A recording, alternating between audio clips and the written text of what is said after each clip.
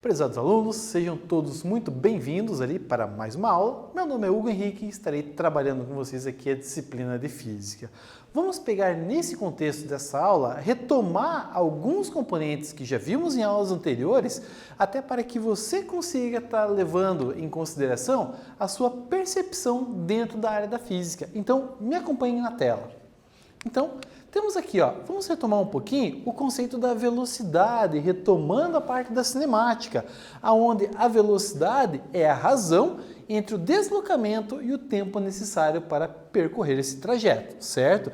A representação da equação ela é definida por Vm, que vai representar a nossa velocidade média, ΔS, que indica a variação da posição, ou a variação do deslocamento, divididos então pela variação do tempo. Relembrando que na física, sempre que aparece o delta, indica a variação de alguma coisa vai estar mudando. No caso aqui, o espaço percorrido em função do tempo. Ok? Então isso temos ali a nossa primeira retomada de conceito dentro da área da cinemática.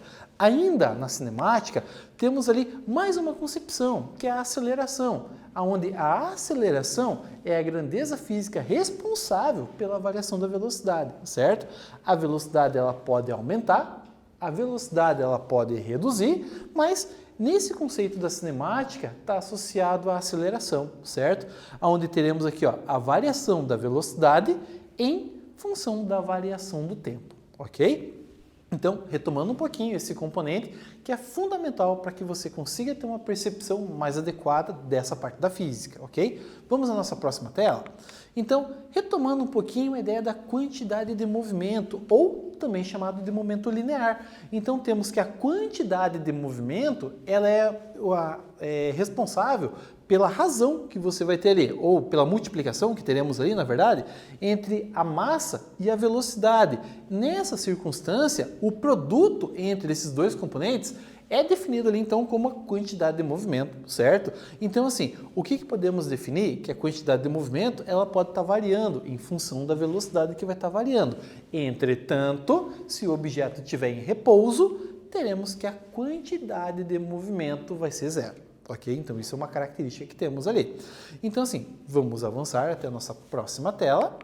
Então, aqui, algumas considerações que temos ali em relação à ideia da quantidade de movimento.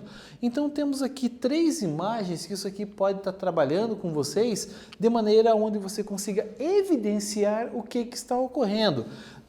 Avançando da esquerda para a direita, na primeira imagem temos 2 veículos ali que se colidiram de frente. O que acontece? A quantidade de movimento que você tem nessa caracterização, podemos definir que ela vai ser conservada. Por que vai ser conservada? Porque você está levando em consideração apenas esse sistema que está trabalhando com esses 2 veículos. Você não leva em consideração componente externo, apenas esses 2 componentes, certo?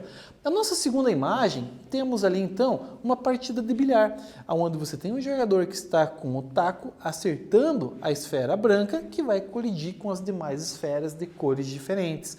E daí, por intermédio disso, o jogador não vai ter contato direto com as esferas coloridas, e sim com o taco, que vai ter contato com a esfera branca, que vai se deslocar para gerar uma colisão com as demais esferas. E aí você vai conseguir fazer com a ideia do movimento da esfera branca seja transmitido para as demais, onde você consiga derrubar na caçapa e evoluindo o sistema do jogo.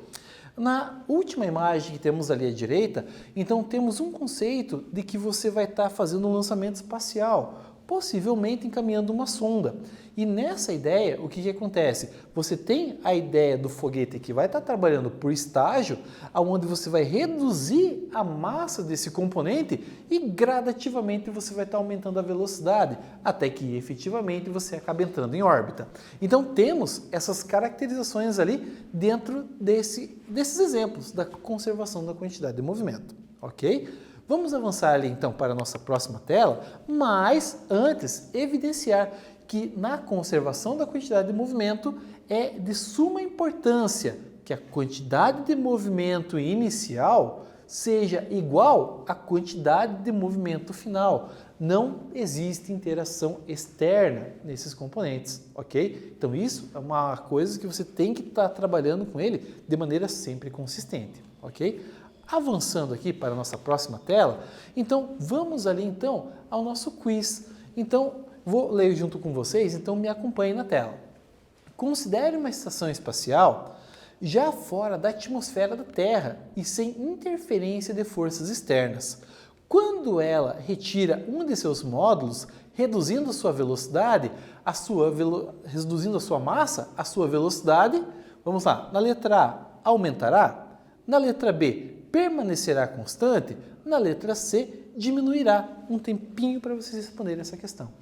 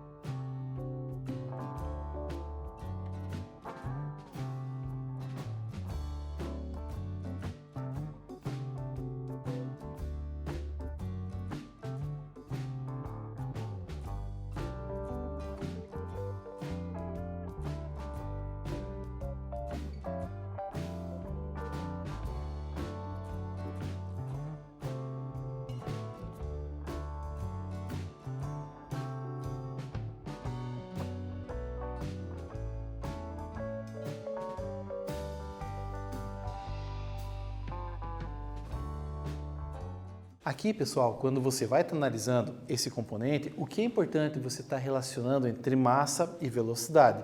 Imagina uma situação onde você vai para a escola e você recebe todos os livros didáticos de uma única vez.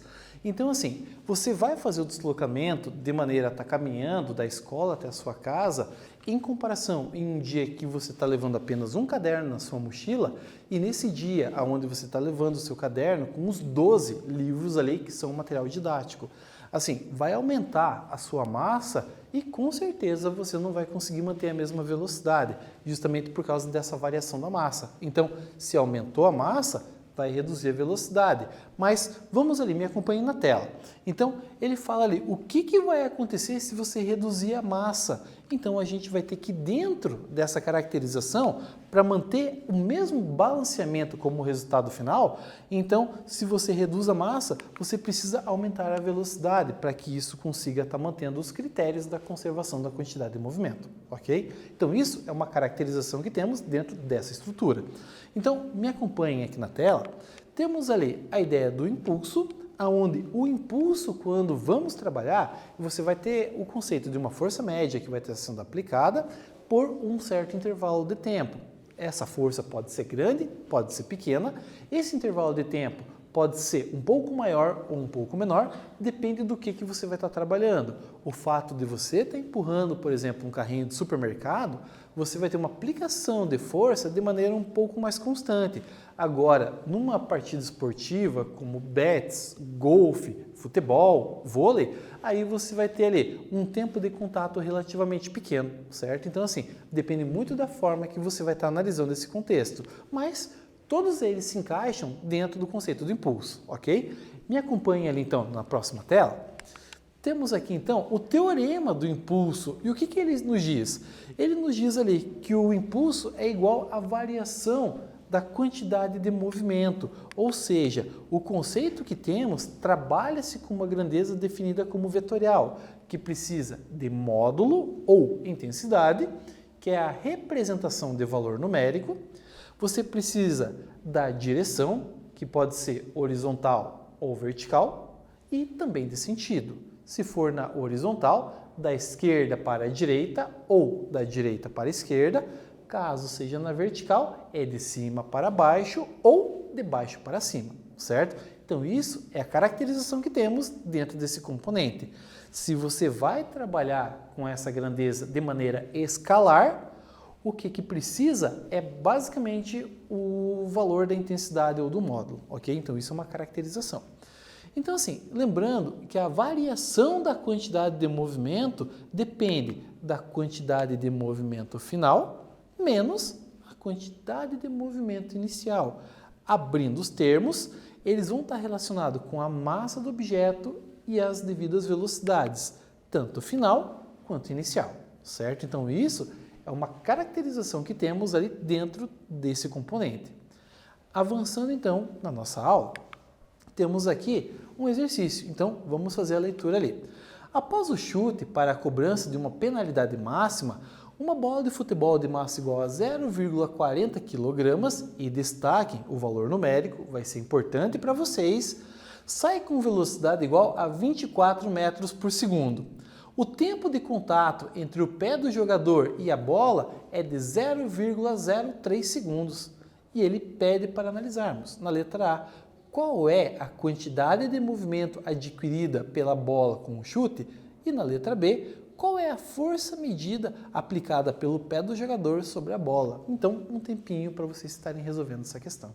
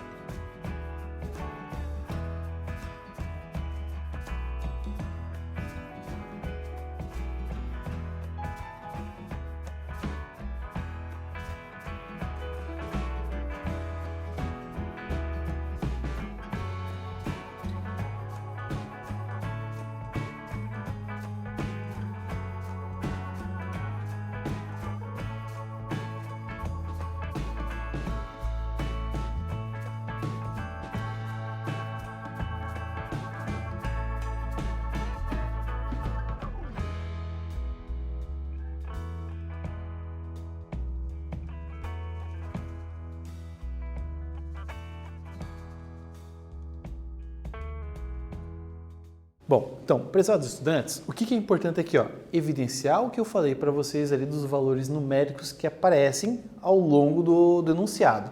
Então, vimos ali a massa, 0,40 kg, a velocidade que temos ali de 24 metros por segundo e ali o tempo de contato entre o pé do jogador e o tempo que ele vai estar em contato junto com a bola.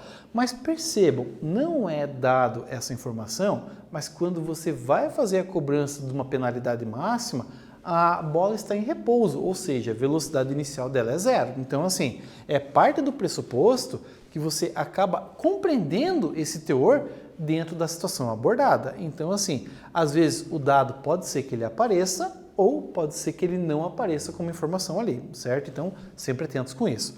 Vamos então à nossa resolução. Então, temos aqui então, ó, o impulso depende da quantidade de movimento final menos a quantidade de movimento inicial. Então, abrindo esses termos, então vamos estar trabalhando com a velocidade e com a massa em cada uma dessas circunstâncias. A massa da bola é de 0,40 kg, que está evidenciado aqui, ó, certo? Velocidade final, 24 metros por segundo, menos os componentes iniciais, que envolve a velocidade quando ele está parado, ou seja, é zero. Essa segunda parte, então o resultado vai dar zero. O que vai importar para mim é a multiplicação do 0,40 vezes o 24. E fazendo essa multiplicação, chegamos ali no impulso sendo igual a 9,6 kg vezes metro por segundo. Nosso resultado pautado nas grandezas fundamentais. Mas eu posso estar trabalhando também com Newton vezes segundo, ok? Então, isso temos como referência nessa questão. Para a letra B, temos ali então, ó, qual é a força média aplicada pelo pé do jogador sobre a bola?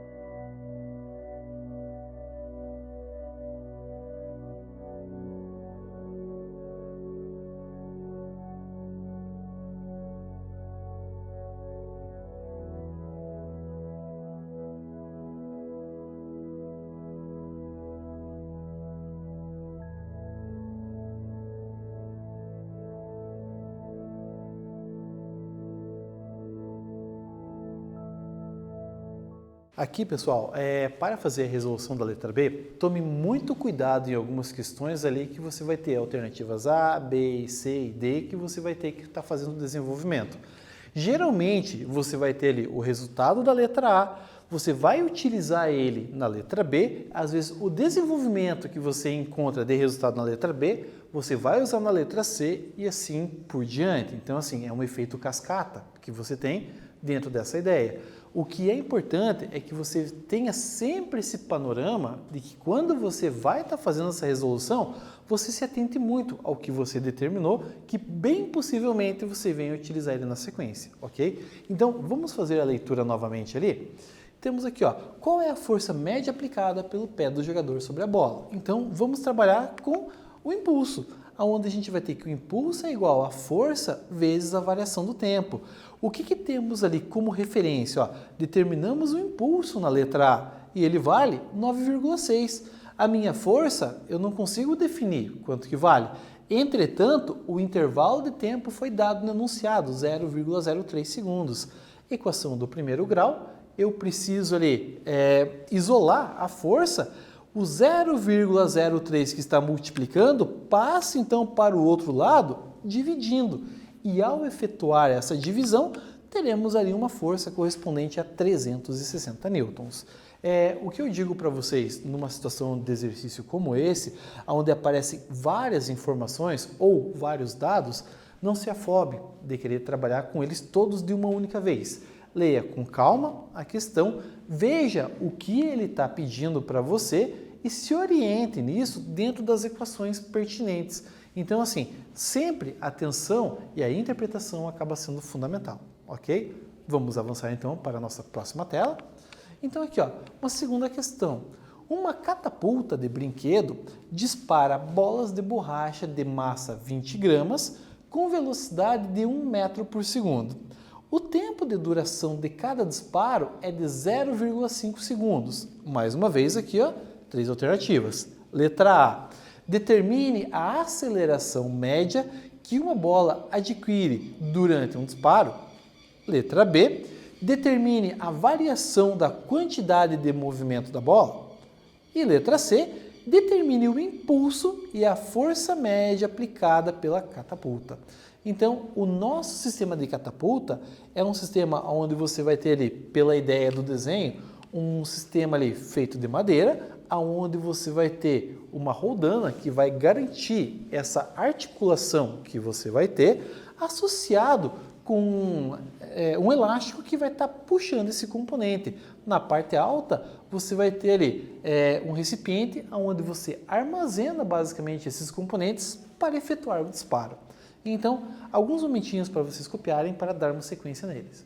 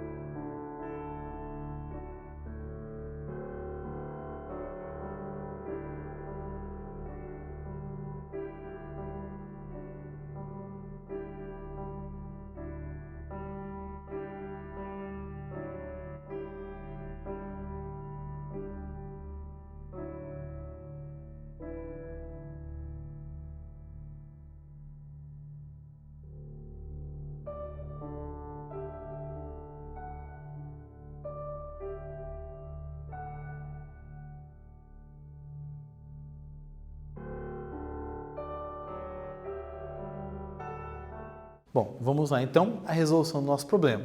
Ó, mais uma vez uma leitura da circunstância para que a gente venha compreender o que está acontecendo e pegar os dados de informação importantes para a resolução. Vamos lá então. Uma catapulta de brinquedo dispara bolas de borracha de massa 20 gramas com velocidade de 1 metro por segundo.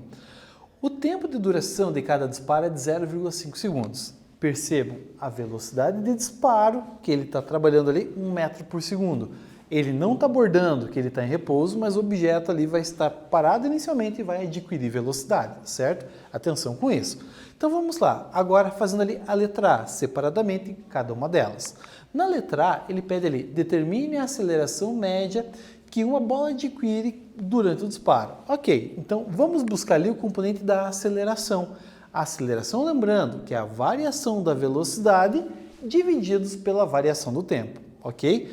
A minha velocidade final acaba sendo 1 metro por segundo, mas ela saiu do repouso, no caso ali então a velocidade inicial era 0, mas o tempo de disparo ali foi de 0,5 segundos.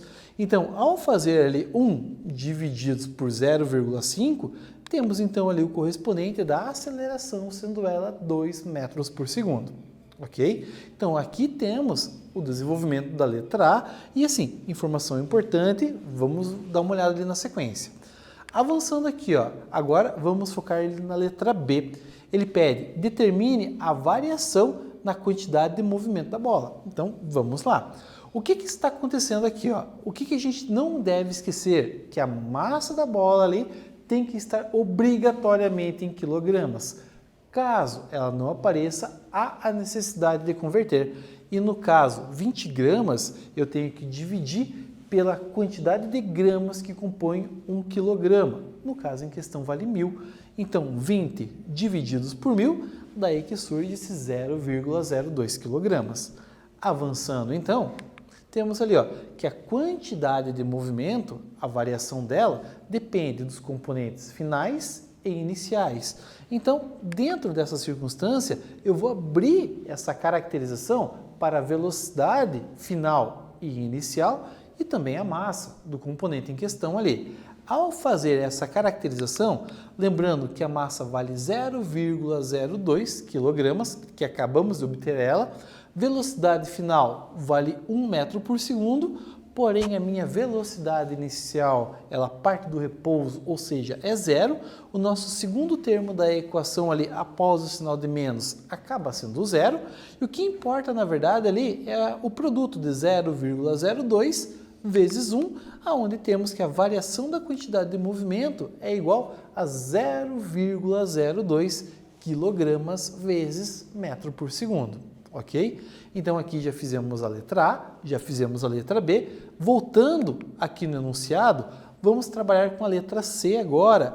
Ele pede, determine o impulso e a força média aplicados pela catapulta. Então vamos analisar agora esses componentes.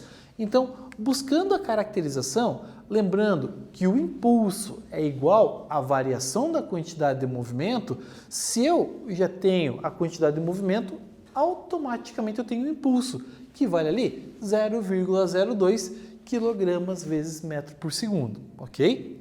Lembra que eu tinha comentado com vocês ali que em algumas circunstâncias você tem que um resultado pode influenciar no outro? Esse é um desses casos. Vamos avançar então? Lembrando que o impulso em questão vai ser igual a força vezes o tempo. A gente tem que o impulso vale ali o correspondente a 0,02.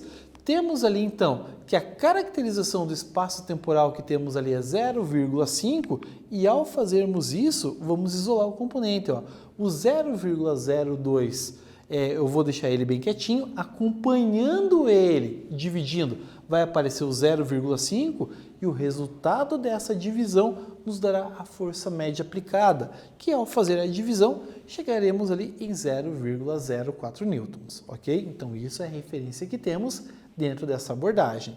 Bom, prezados alunos, o que eu venho trabalhar com vocês ao longo dessa aula, trouxe ali um pouco para vocês a velocidade, aceleração, impulso, quantidade de movimento, teorema do impulso.